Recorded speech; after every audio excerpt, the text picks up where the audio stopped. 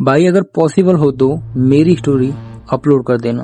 Actually internet पर बहुत सारी हेरर वीडियो मिल जाती हैं एंड स्टोरी भी मिलती हैं, पर जो स्टोरी आज मैं सुनाने वाला हूँ उसकी स्क्रीनशॉट, कॉल्स और हॉस्टल के फोटोज सब मेरे पास आए थे।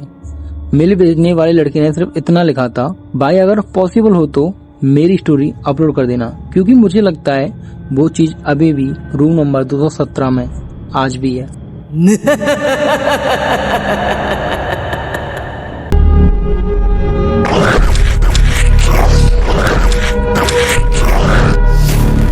ये बात है अक्टूबर 2023 की। दिल्ली के एक इंजीनियरिंग कॉलेज में फर्स्ट ईयर का स्टूडेंट अमन नया हॉस्टल में शिफ्ट हुआ था। एक्चुअली हॉस्टल का नाम मैं प्रॉपरली नहीं बताऊंगा, क्योंकि मुझे खुद नहीं पता है कि ये स्टोरी रियल है या नहीं, क्योंकि आज भी उस जगह के बारे में अजीब रूमर्स फेमस हैं। हॉस्टल बाहर से तो एकदम नॉर्मल दिखता है, लेकिन अंदर एंटर करते ही एक अजीब सी स्मेल आती है पुरानी दीवारों की, और पुरानी दीवारों पे जो नमी है उसकी एक अजीब सी गंध आती। एंड वहाँ के वॉचमैन ने उसको सेकंड फ्लोर पे रूम नंबर 217 दिया था।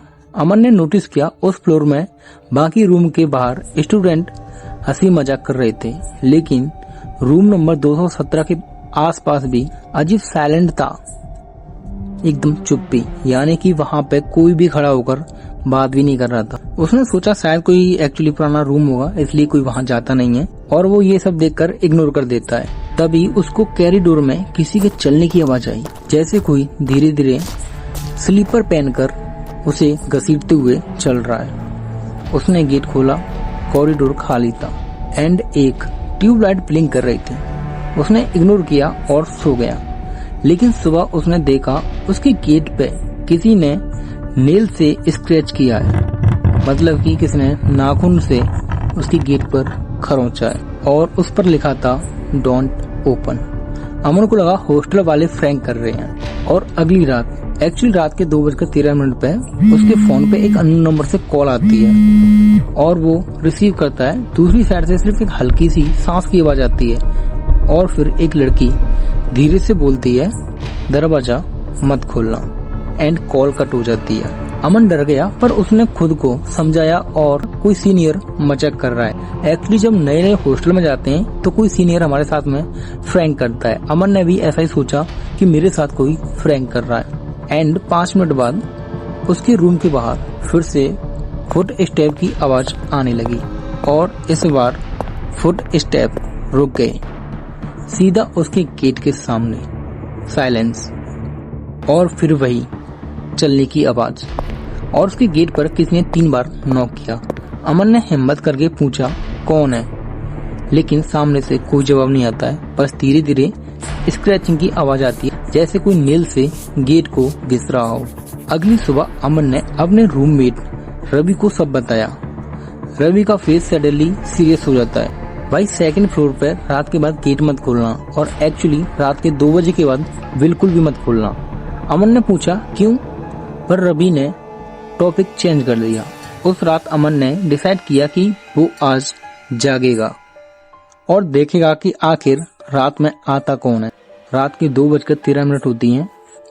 फोन फिर से बजा, सेम अननोन नंबर। इस बार मैसेज आया, वो कॉरिडोर में चल रही है।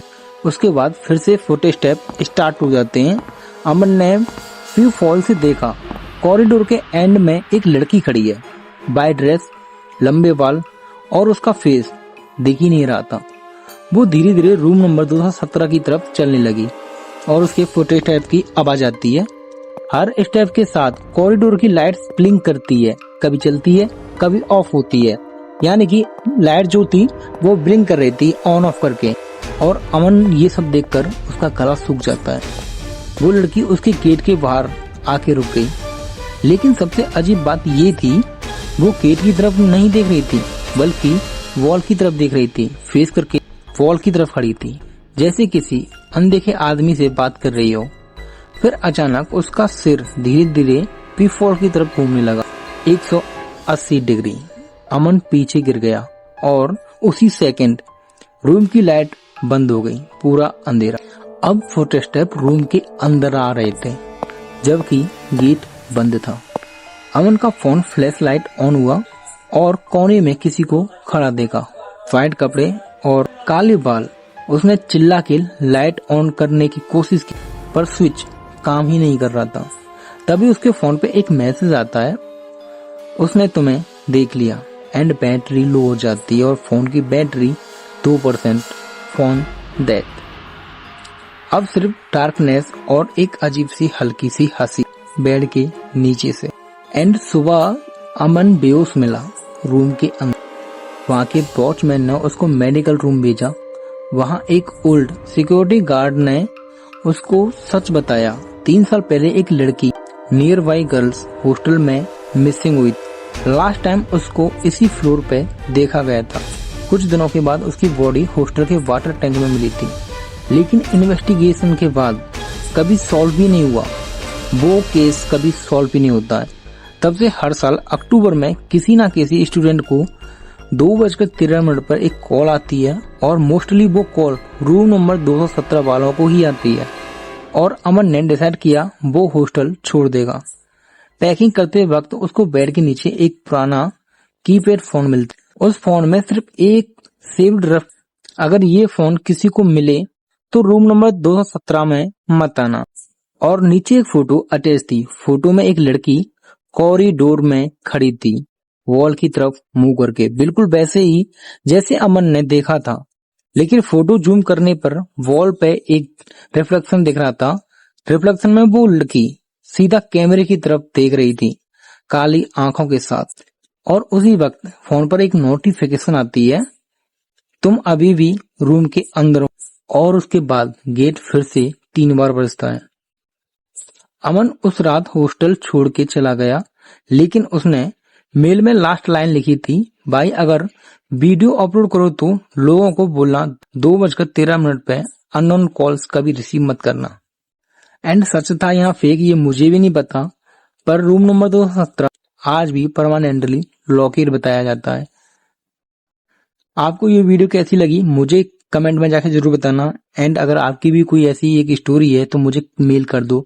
मैंने अपना मेल डिस्क्रिप्शन में दे रखा है।